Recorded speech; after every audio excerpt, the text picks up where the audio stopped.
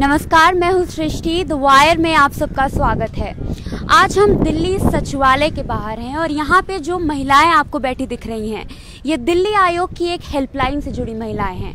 इनका कहना है कि जिस तरह से ये आयोग से जुड़ी ये जो हेल्पलाइन है, जो निर्भया कांड के बाद, ज्योति सिंह रेप के बाद इसको इस्टेब्लिश किया गया था, उस हेल्पलाइन को अचानक निजीकरण कर दिया गया है। उसका जिस कैटल कंपनी के साथ उसका निजीकरण किया गया है, उसमें परेशानियां बहुत सारी हैं। जिस उद्देश्य से इस हेल्पलाइन को इस्टेब्लिश किया गया था, स्थापित किया गया था, वही एक तरह से बदलता हुआ नजर आ रहा है। साथ ही में इन लोगों का ये भी कहना है कि बिना इनको सूचित किए, बिना इनको भरोसे में लिए, बिना नोटिफिकेशन जारी किए, इनको अचानक एक तरह से ये जो हेल्पलाइन है उसका निजीकरण कर दिया गया। हम जानेंगे कि क्या इससे परेशानियां आ रही हैं, ये हेल्पलाइन किस तरह से काम करती थी और किस तरह से सिर्फ इन महिलाओं के लिए ही नहीं, बल्कि वो सारी महिलाएं जो इनको रोज फोन करके अपने साथ हो रहे हुए बहुत सारे हैरेसमेंट के केसेस, बहुत सारे मामलों की चर्चा करती थी, और ये महिलाएं जो बहुत सारे केसेस को सॉल्व कर चुकी हैं, आज अपने लिए ही न्याय की मांग कर रही हैं। तो हम बात करेंगे आप लोगों से। शुरुआत करते हैं आपसे। आपका नाम? गीता पांडे। हमारे साथ गीता पांडे जी हैं। ये दिल्ली महिला आयोग की हेल्पलाइन 181 से जुड़ी रही हैं। आप पहले हमें समझाइए, हमारे दर्शकों को, कि किस तरह से ये हेल्पलाइन काम करती थी और जब ये चेंज हुआ है, निजीकरण हुआ है कैटल कंपनी में, तो किस तरह से उसका उद्देश्य आपको बदलता हुआ नजर आ रहा है? दरअसल ये हेल्पलाइन 2012 से है, निर्भया कांड के बाद से स्टार्ट की गई थी दिल्ली की महिलाओं को सुरक्षित करने के लिए। जब से ये हेल्पलाइन चली है, महिलाएं यहाँ पे कॉल करती हैं, हर तरीके की कॉल करती हैं। अगर उन्हें ऑप्शन कॉल आ रहा है तो कॉल करेंगी, अगर उनके साथ सेक्सुअल असॉल्ट है तो भी कॉल करेंगी। जिस भी तरीके की परेशानी है, महिलाएं यहाँ कॉल करती हैं। और कई बार ऐसे केसेस भी होते हैं कि उनकी जो रिकॉर्डिंग है, उनका कोर्ट में केस चल रहा है, ये सब चीजें कोर्ट में एविडेंस के तौर पर भी जाती हैं। अब 6.5 साल हो गए हैं इस हेल्पलाइन को चलते हुए।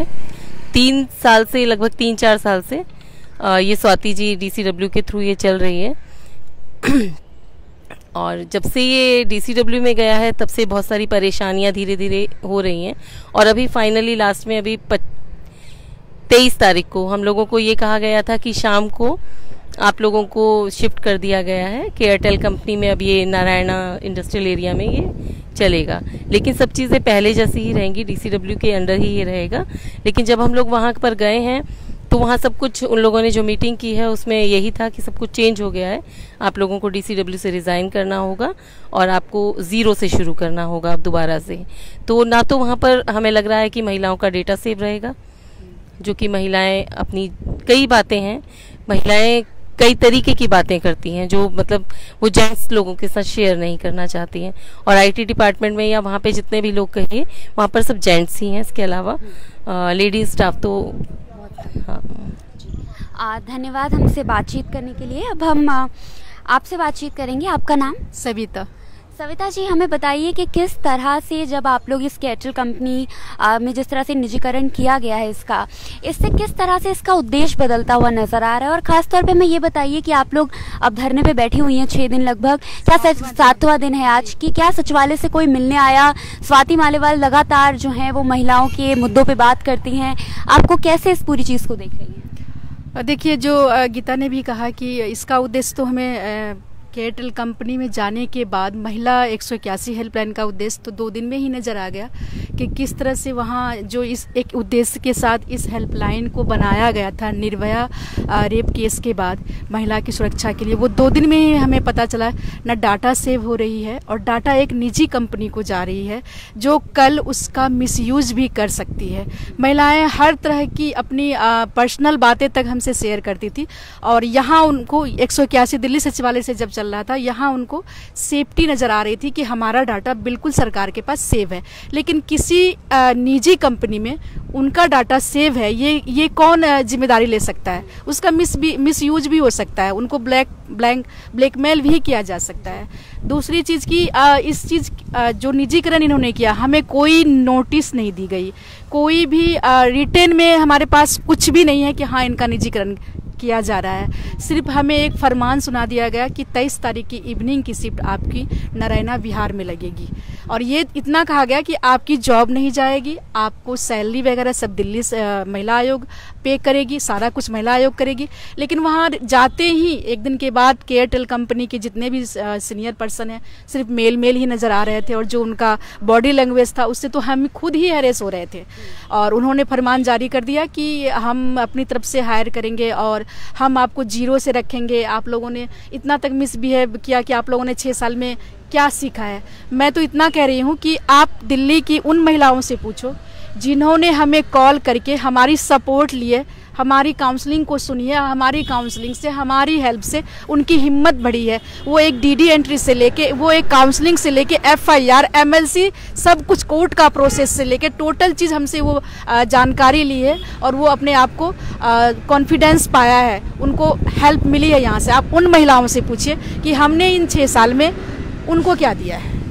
और अभी अगर आप लोगों ने कभी कॉल किया हो तो एक बार अभी कॉल करके देख लीजिए 181 में कि किस तरह से आपको वहाँ का रिस्पांस मिलता है। उनको डीडी एंट्री क्या है, उनको एफआईआर कैसे की जाती है, उनको एमएलसी की क्या प्रोसेस है, कोर्ट की क्या प्रोसेस है, वो कुछ भी नहीं पता है उनको। तो आप लोग एक बार कॉल करके देखिए। आप लोग मीडिया पर्सन हैं, आप लोगों को लगता है कि हम कुछ और बोल रहे हैं, तो आप लोग भी एक बार ट्राई कर सकते हैं। एक और चीज़ मैं आपसे सविता जी जानना चाहूँगी कि इस पूरे मामले में जब आप लोग पहले फ़ोन करते होंगे किसी और राज्य में पुलिस को एक्शन लेने के लिए, तो अगर आप बताते होंगे कि आप दिल्ली सरकार की तरफ से, दिल्ली सचिवालय की तरफ से बोल रहे हैं, और अब अगर आप बताएंगे कि एक एयरटेल कंपनी की तरफ से बोल रहे हैं, तो क्या आपको लगता है पुलिस का क्या रवैया होगा? बिल्कुल ही प्रभाव नहीं पड़ेगा। मुझे हम लोग जब यहाँ दिल्ली सचिवालय से बोलते थे तो मैं जैसे मान लो कभी कॉल किया किसी को भी, कहाँ से बोल रहे हो मैडम? दिल्ली सचिवालय से। हाँ मैडम, उनका मतलब बोलने का टोन ही चेंज होता था।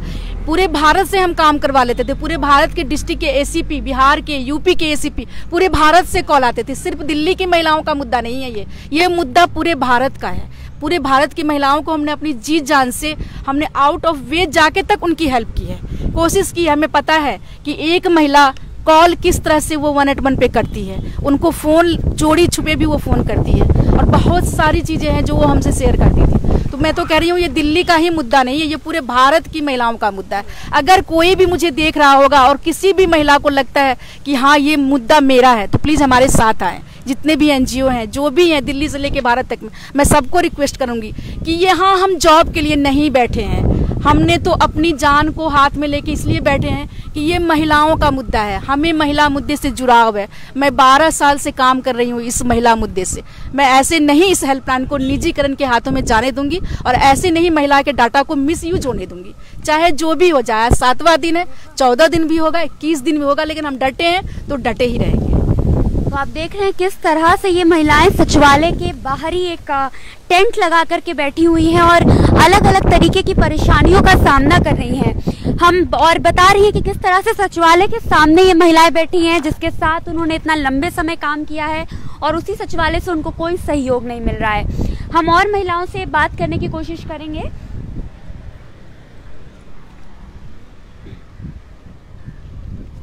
आप बात करेंगे जी? आपका नाम? मैं रेशमा बात कर रही हूँ। हमारे साथ रेशमा जी हैं। रेशमा जी, अभी तक 7वां दिन है आज, क्या अभी तक आप लोग को कोई आश्वासन मिला? किसी ने आके, किसी अधिकारी ने, खास तौर पे अरविंद केजरीवाल, स्वाति मालीवाल दोनों कई बार धरने पे बैठ चुके हैं, महिला मुद्दों के लिए कई बार अपने आप को जागरूक दिखा चुके हैं, सीसीटीवी से लेकर के बहुत सारी बातें होती हैं, लेकिन आज जब इसी आयोग की महिलाएं जो हैं हेल्पलाइन की बैठी हैं इस धरने पे, तो क्या प्रतिक्रिया आपको देखने को मिल रही है? बिल्कुल भी कुछ भी वहाँ से नहीं हुआ है। यहाँ तक कि केजरीवाल जो कि खुद धरने के इतने उन्होंने धरने दिए हैं और इसके सपोर्टर भी रहे हैं, उनकी तरफ से भी कोई आश्वासन नहीं है। और स्वाति मालीवाल जी सुरक्षा मुद्दों को लेकर के उन्होंने रैली तक भी निकाली जो 14 दिन की थी, 8 मार्च तक की, वो तक भी अभी तक नहीं आई हैं। DCW से कितनी दूरी पर है ये आप भी जानती हैं, ज़्यादा से ज़्यादा 10 या 15 मिनट, लेकिन वहाँ से भी कोई किसी भी तरीके का कोई आश्वासन नहीं है, कोई सुरक्षा देखने नहीं है, कुछ भी देखने नहीं आए हैं। हम तब से यहीं पर हैं। पहले ये है कि हम चाहते हैं कि बस इसका निजीकरण ना हो, हम इसी के ही लिए बैठे हुए हैं, और लेकिन वहाँ से यही है कि नहीं, आपको वहीं ही काम करना होगा। आप बात करेंगे? आपका नाम? पूजा माथुर। पूजा, आप यहाँ पे जिस तरह से इस पूरे मुद्दे को देख रही हैं, अभी आपको क्या लगता है कि क्या क्या मांगे हैं आपकी? एक तो आप लोग निजीकरण के खिलाफ हैं, इस कंपनी के, इस अपनी हेल्पलाइन के, इस कंपनी को जिस तरह से निजीकरण किया जा रहा है, साथ में बहुत सारी अन्य परेशानियां भी हैं। आप जैसा कि बताया उन्होंने कि आप लोग को वहाँ पे खुद एक तरह से असहज महसूस हुआ, तो क्या बताना चाहेंगे, क्या मांगे हैं अब आपकी सरकार से? हमारी मांग सबसे पहले तो यही है कि जो निजीकरण हुआ है, जो हेल्पलाइन का एक मोटिव था वो ख़त्म होता हुआ नज़र आ रहा है।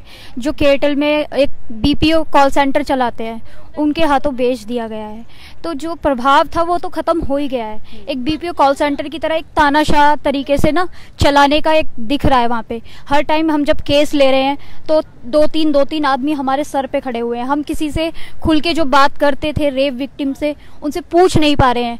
तो इस तरीके का हम कुछ केस हैंडल नहीं कर पा रहे थे, और वहाँ पे उन लोगों का टोन भी बहुत चेंज था कि तानाशाह जैसे होता है कि आपको ये नहीं करना है, आपको वो नहीं करना है, अब हमारे तरीके से चलना है। इस तरीके से उन्होंने वर्ड यूज़ भी किए हैं। और हमारे सीनियर्स को ये भी कहा गया है कि आप लोगों ने 6 साल में सीखा क्या है। तो उन लोगों को ये लगता है कि हमने सीखा क्या है, तो उनको हम बताना चाहते हैं कि हमने डीडी एंट्री करना भी सीखा है। एसएचओ से बात करके रेप विक्टिम की रेस्क्यू ऑपरेशन तक भी हमने किए हैं।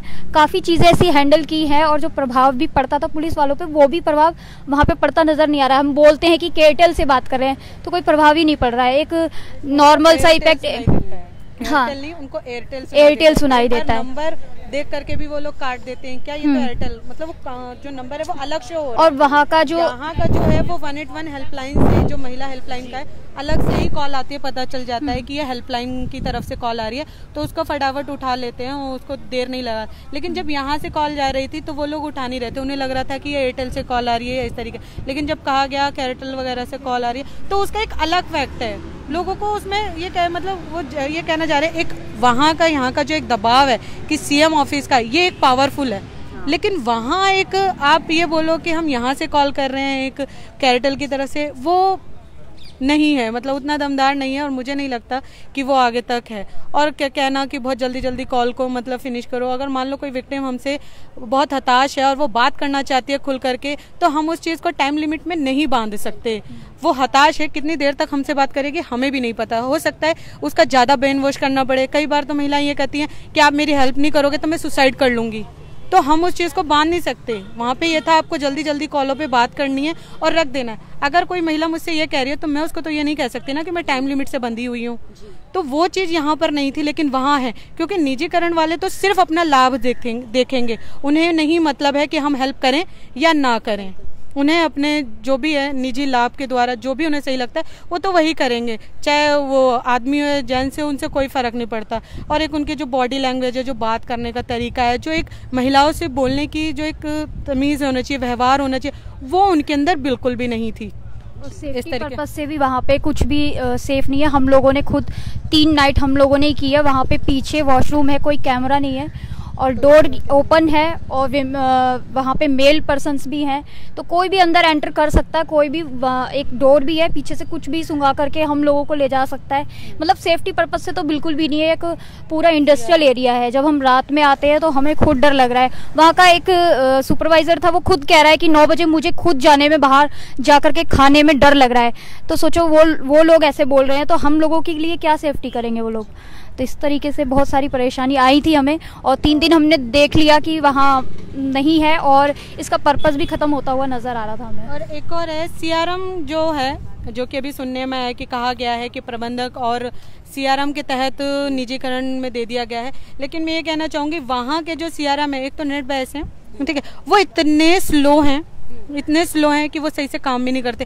कई जगह जा करके उनको सेव करना पड़ता है, ठीक है। इतनी देर में हम एक कॉल अटेंड करेंगे, उसकी जगह हम इस सीआरएन पे 4 से 5 कॉल आराम से अटेंड कर सकते हैं। तो उन 4 कॉलों का तो लॉस हो रहा है ना। वो महिलाएं जो पीछे से कॉल कर रही होंगी वो तो हमसे बात नहीं कर पा रही है ना, वो किसी ना किसी के तरीके से तो जो भी उनके साथ क्राइसिस है उसे वो फेस कर रही हैं, क्योंकि नए सिस्टम है, नहीं समझ में आ रहा है, कुछ डाटा सेव नहीं हो रहे हैं, किसी की आईडीज ओपन नहीं हो रही है। जो पुरानी महिलाएं हैं वो बार बार कॉल कर रही है, मैडम मैंने आपको पहले भी कॉल किया था, लेकिन उसके बारे में कोई भी शीट या ओपन नहीं हो रही है प्रॉपरली। तो ये भी एक परेशानी का मुद्दा है, क्योंकि वहाँ हम बात ज़्यादा नहीं कर पा रहे हैं। एक सैलरी का मुद्दा भी है, वहाँ के जो सीनियर्स है वो कह रहे हैं कि अब केटेल की तरफ से आपको सैलरी दी जाएगी, जबकि हम डीसीडब्ल्यू से हैं, डीसीडब्ल्यू से हमें सैलरी दी जानी चाहिए, वहाँ से होनी चाहिए हमारी सैलरी। तो वो लोग कह रहे हैं कि केटेल के यहाँ से आपको सैलरी दी जाएगी और जीरो से स्टार्ट किया जाएगा। इट मीन्स कि हमारी जो सैलरी थी उसको घटा करके भी दिया जा रहा है, और कह रहे हैं कि इस हिसाब से हमारे तरीके से ही दी जाएगी। ये अभी ना जी एक सेकेंड मैं आ रही हूँ। हाँ जी बताइए। मैं आपको ये कहना चाह रही थी कि जब हम धरने के 2 दिन हो गए तो हमें महिला आयोग से एसीपी के द्वारा मैसेज दिया गया कि आपको जो महिला आयोग के मेंबर सेक्रेटरी है पीपी ढल वो बुला रहे हैं। तो हम 3-5 साथियों के साथ गए मिलने के लिए। इससे पहले हमें हमारा एक सुपरवाइजर थे दिलीप सवरवाल, पहली बार महिला हेल्पलाइन पर मेल को रखा गया सब सुपरवाइजर के तौर पर, जहां हम अनकंफर्टेबल फील करते थे महिलाओं के साथ बात करने के लिए। उन्होंने हमसे कहा था कि आप लोग डीसीडब्ल्यू के ही स्टाफ रहोगे और डीसीडब्ल्यू के तरफ से ही आपको सैलरी मिलेगी, सिर्फ जो है आप वहां से ड्यूटी करोगे, केयरटेल की सिर्फ सॉफ्टवेयर रहेगी। ठीक है, हमने भी सोचा कि ठीक यही होगा, अगर हम डीसीडब्ल्यू के स्टाफ है तो जाके एक बार देखते हैं। हमें तो कहा कुछ भी नहीं बताया गया, सिर्फ कहा गया कि कल जाके ज्वाइन करो।